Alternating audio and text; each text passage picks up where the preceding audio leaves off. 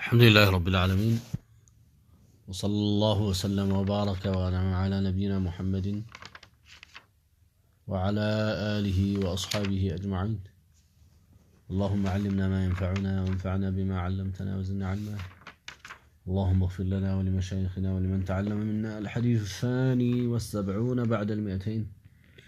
قال المؤلف رحمه الله: وعن أبي سعيد الخدري رضي الله عنه قال: جاء بلال إلى النبي صلى الله عليه وسلم بتمر برني، فقال له النبي صلى الله عليه وسلم: من أين هذا؟ قال بلال: كان عندنا تمر رديء فبعت منه صاعين بصاع ليطعم النبي صلى الله عليه وسلم. فقال النبي صلى الله عليه وسلم عند ذلك: أوه عين الربا لا تفعل، ولكن إذا أردت أن تشتري فبيع التمر ببيع آخر ثم اشتري به. حديث كأبي سعيد الخدري يورى حديثنا. النبي صلى الله عليه وسلم بلال مدنا بتمر برني هنا تمر زون نبر يمጡት برني የሚባለው ጥሩ የሚባል የመዲና ተምር ነው። እስካሁን ድረስ ይታወቃል። እና فقال له النبي صلى الله عليه وسلم: من أين هذا؟ كيت نويه بلوالو سيلو. قال بلال: كان عندنا تمر رديء، እኛ ዘንዳ ሆሳ የሆነ ማይረባ ተምር ነበረ አላችሁ። فبعت منه صاعين بصاع، ታዲያ ሁለት ቁናም የሆነውን በአንድ ቁና ሸጥኩኝ ከሱ። የሱን እንግዲህ ሁለት ቁና ሸጠና ገዛ ማለት ነው። ያኛውን ሲገዛ እንዴት ነው የገዛው? እሱ ጋር ያለውን ሁለት ቁና አንድ ቁና እንዲሰጡት ጥሩ ከሚባለው ተምር። እንግዲህ ተምር በተምር አበላልጦ ነው የገዛው ማለት ነው። ይሄም ያረኩል ለጣዕም ነብዩ አላቸው። ነብዩ እንዲበሉ ብዬ ይሄን አደረኩኝ አላቸው። فقال النبي صلى الله عليه وسلم عند ذلك، النبي صلى الله عليه وسلم يزاز እንዳምን አሉ? አዋህ ይሄማ እንደው እኮ ወይኔ እንደማለት እኮ ነው። ተፈጁዕ ያለበት ቃል ነው ይሄ፣ የመደንገጥ ነው። እንደዛ አሉና አይኑ ሪባ ራሱ ሪባ አሉ። ራሱ ሪባ ይሄ አይኑ ሪባ የሚለው عملك هذا هو عين الربا ነው። ስራ ራሱ ሪባ ማለት እኮ ይሄ ነው። በቃ ሌላ ሪባ አለ እንዴ? لا تفعل ሁለተኛ እንደዚህ እንዳታደርግ። ولكن اذا اردت ان تشتري فبيع التمر، መግዛት ስትፈልግ ተምርህን ሽጥ ببيع آخر በሌላ ሽያጭ ማለት በሌላ ነገር ሽጠው። በቃ ተምር በተምር አበላልጠህ እንጂ መግዛት ማትችል ከሆነ በሙሉ ለሙሉ ኩል አድርገው መቀየር የማይችሉ ከሆነ ሰዎቹ መቼም ብዙ ጊዜ ያው ይጎዳሉ። ጥሩ ተምር ከሆነ የነሱ አማራጭህ ምንድነው? ያንተን ወሰድና በሌላ ነገር ሽጥ። ثم اشتري به ከዛ በኋላ ባገኘኸው ደግሞ ለምሳሌ አንድ ሰው በአሁን ጊዜ ከሆነ የወረቀቱ ብር አለ አይደለም፣ በሱ ይሸጣል። የሱን ወረድ ያለውን ተምር ማለት ከሸጠ በኋላ ጥሩውን ተምር በውድ ዋጋም ቢሆን ይገዛል እንጂ አበላልጠህ ስፈርልኝ በቃ የኔ ያለኝ ይሄ ነው፣ ያንተን ሁለት ቁና ስጠኝ፣ ማነው የኔን ሁለት ቁና ሰጣለው ደካማውን ተምር ያንተን አንድ ቁና ስጠኝ አይባልም ማለት ነው። ይሄ ሪባ ነው። ከዚህ በፊት አልፎ እንደሆነ والله اعلم። እንግዲህ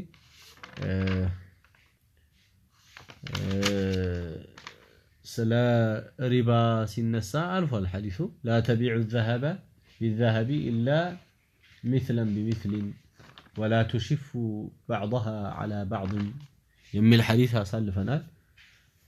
እነዚህ ነገሮች እንግዲህ ሪባ ያለባቸው ነገሮች አሉ። ሪባ ያለባቸው ነገሮች እርስ በራሳቸው አበላልጦ መሸጥ አይበቃም። የፈለገ ሰው ያንን ነገር በሌላ ነገር ሽጦ እዛ ላይ መጠቀም ይችላል እንጂ እንደዛ ማድረግ የለበትም። نعم. وعن أبي المنهال قال: سألت البراء بن عازب وزيد بن أرقم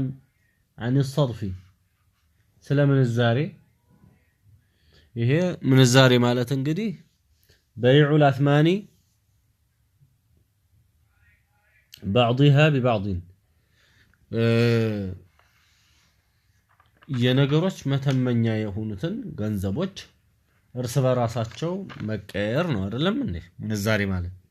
ዶላር በኢትዮጵያ ብር የኢትዮጵያን ብር በሳዑዲያ ብር እንደዚህ መለዋወጥ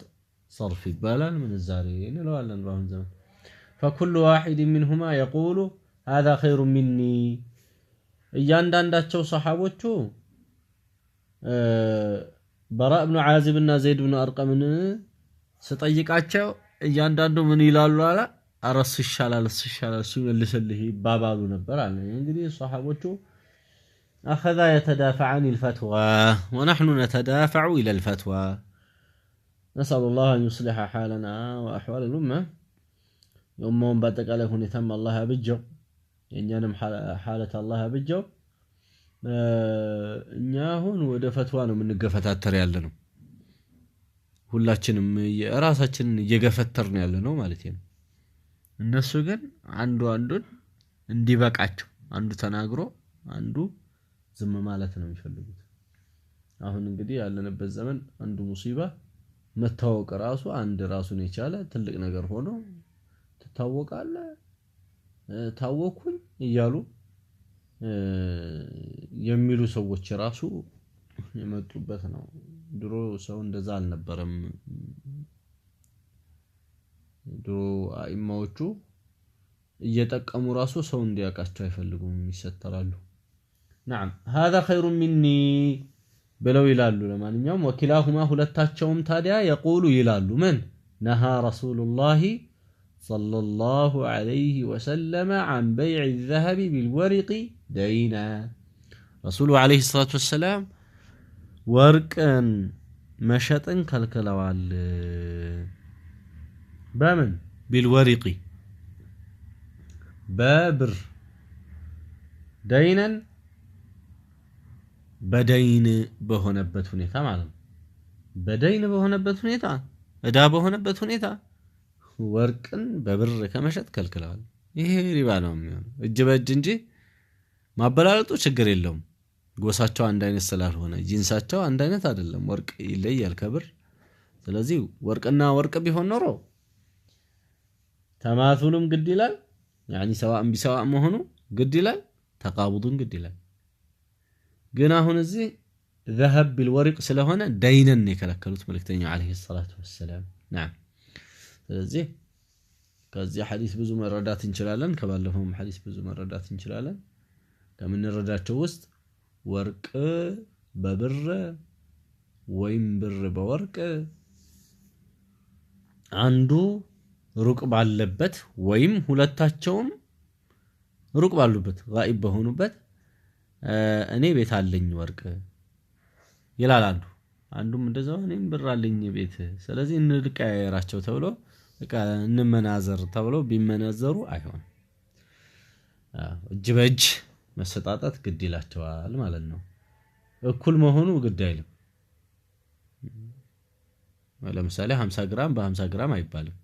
50 ግራሙን በ500 ግራም ቢቀይረው ግድ የለም እነሱ ከተስማሙ ግን እጅ በእጅ መሆን አለበት እዛው በዛው እንጂ አለኝ በሚል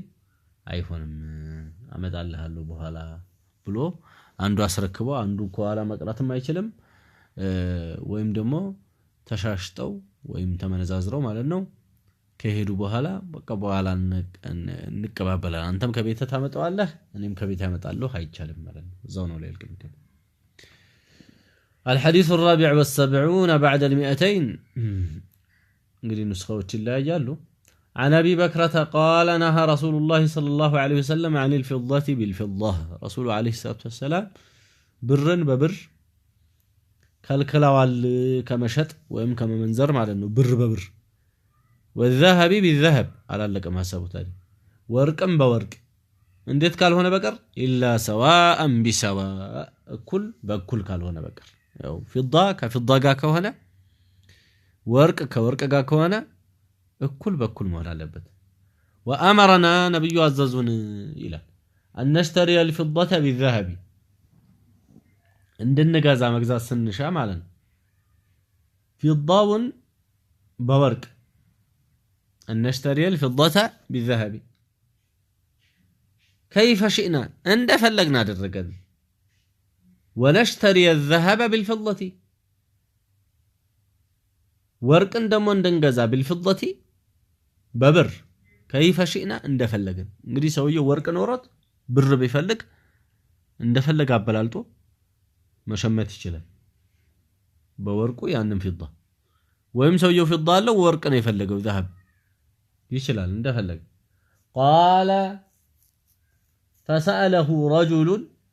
አንድ ሰውዬ ጠየቀው ይላል እንግዲህ አቢ በክራ ይሄንን ሲናገር አንድ ሰውዬ ጠየቀው فقال يدا بيد እጅ በእጅ ነው ብሎ ሲለው فقال هكذا سمعته አው እንደዚህ ሆነ የሰማሁት አለ ስለዚህ እጅ በእጅ ነው መሆንም ያለበት ማለትን እንረዳለን ከዚህ በፊትም ባሉ ሐዲሶች ላይ ያም ሐዲሶች ላይ እንግዲህ ሞልቷል ሐዲሶች ላይ እጅ በእጅ መሆን አለበት መልሶም ደግሞ ወርቅና ወርቅ ከሆነ ተማሱሉም ግድ ይላል ወይም ተሳዊ ማለት ነው እኩል መሆን ግድ ይላል ብርና ብርም ከሆነ እንደዛው እኩል መሆን ግድ ይላል ማለት ነው ሁለቱ ኢላ ሪባዊያቸው ስለሚገናኝ ኢላ ሪባዊያቸው ይገናኛል ወርቅና ብር ያ ስለሆነ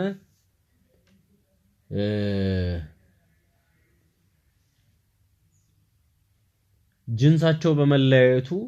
ተፋዱል ቢበቃ እንኳ መበላለጥ ቢበቃ እንኳ ነገር ግን ተቃቡጥ ወይም እጅ በእጅ መሰጣጣት ግን እቻ አትቀርም ማለት ነው ባቡ الرهن ስለ ረህን የሚያወራ ነው ረህን ማለት በቋንቋ ደረጃ ከሆነ አስቡት ወደዋም ነው በአንድ ቦታ ላይ መቆየት ነው شريعوي يهونو قال تعريفه جعل مال توثيقة بدين يستوفى منه أو من ثمنه إن تعذر الاستيفاء من ذمة الغير أدا لبسو يمياسيزو غنزب ነው ሰውየው እዳውን መክፈል ባልቻለ ጊዜ ከዛው ላይ እንዲከፈል የሚደረግ ንብረት ረህን ይባላል ያው መያዙ ማለት ነው عن عائشة رضي الله عنها أن رسول الله صلى الله عليه وسلم اشترى من يهودي طعاما رسول عليه الصلاة والسلام እህል ገዙ ከአንድ ይሁዳ ተላለች عائشة ورهنه አስያዙ ታዲያ درعا من حديد ከብረት የሆነ ድርዕ ነበር የጦር ቀሚስ ማለት ነው ድርዕ ያንን አስያዙት መልእክተኛው አለይሂ ሰላቱ ወሰለም ስለዚህ ረህን ማስያዝ ይቻላል አንድ ሰው በእዳ ስለወሰደው እንግዲህ በእዳ እህል መግዛት ችግር የለውም ያንን በእዳ የወሰደውን ማስያዣ ከጠየቀ ሰውየው ይሄንን ንብረት ያዝ አመጣለሁ ብሎ መስጠት ይቻላል ታዲያ ካላመጣ ምንድነው የሚደረገው ያንን ንብረት ከዛ ንብረት ላይ ነው ተሽጦ ወይ ከثمኑ ይከፈላል ወይ ደግሞ እንደ ስምምነታቸው ያኛውም ራሱ ወይ ያኛውን ራሱ የተያዘውን ነገር እንዲወስድ ይደረጋል نعم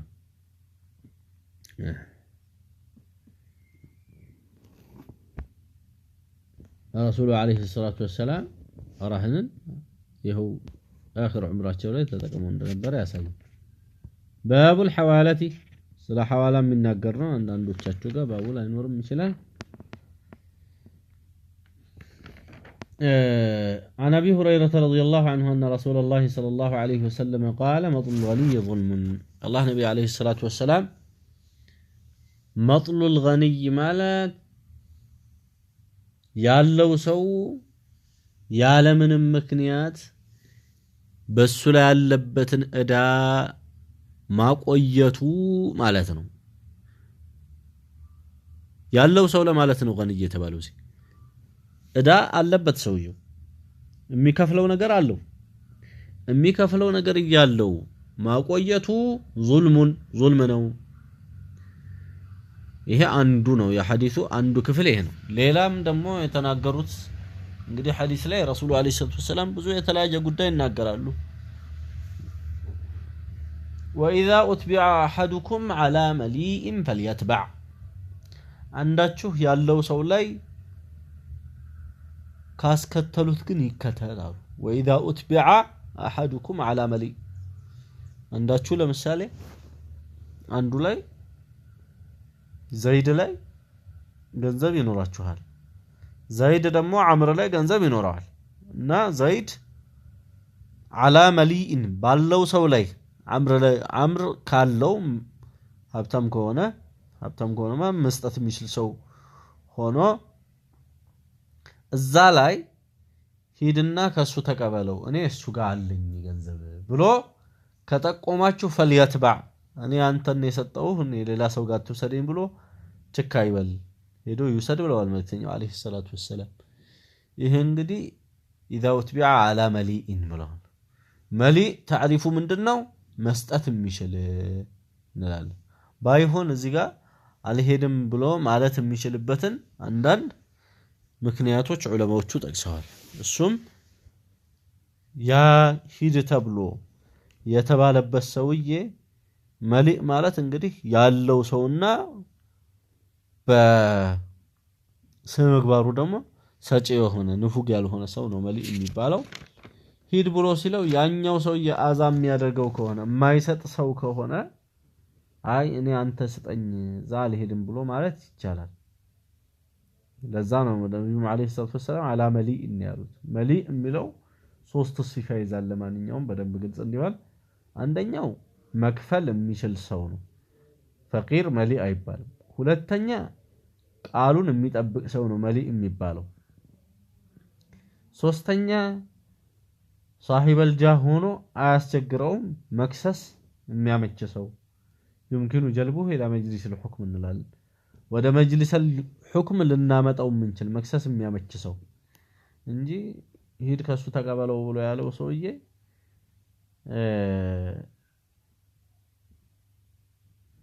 ሙራፈዓ ማድረግ እሱ መክሰስ የማይመች ሰው ከሆነ መሊእ ላይ ለሱ መሊእ አይደለም ማለት ነው ለዚህ ሂድ ለተባለው ሰው መሊእ ስላልሆነ አይ አንተ ስጠኝ ብሎ ማለት ይችላል ከዛ ውጭ ግን ይሄ ነው እንግዲህ በሐዲስ ላይ የመጣው ሐዋላ ይሄ ነው የሐላ ማድረግ የሚባለው ሐዋላ የሚባለው ይሄ ነው ማለት ነው ባሁን ጊዜ እንግዲህ ሌላም ነገሮች ሐዋላ እየተባሉ ይባላሉ ያው እንዳገባቡ ምን ለማለት እንደተፈለገ እንዳገባቡ ግልጽ እንዲሆንልን መጠየቅ ያስፈልጋል عن أبي هريرة رضي الله عنه قال قال رسول الله صلى الله عليه وسلم أو قال سمعت رسول الله صلى الله عليه وسلم يقول رسول عليه الصلاة والسلام سيلو سماهاتشو يلال أبي هريرة رضي الله عنه وأرضاه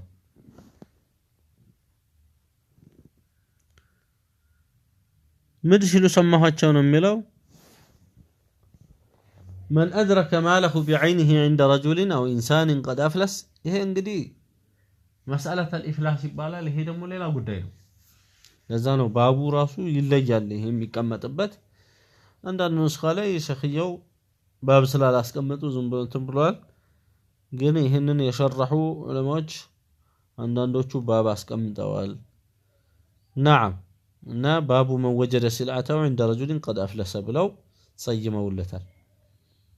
ስለ ኢፍላስ ነው የሚያወራው አንድ ሰው ከደህየ የዛ ደይን ያላቸው ሰዎች ሁኔታ ምን ይሆናል የሚለውን ይገልጻል نعم المهم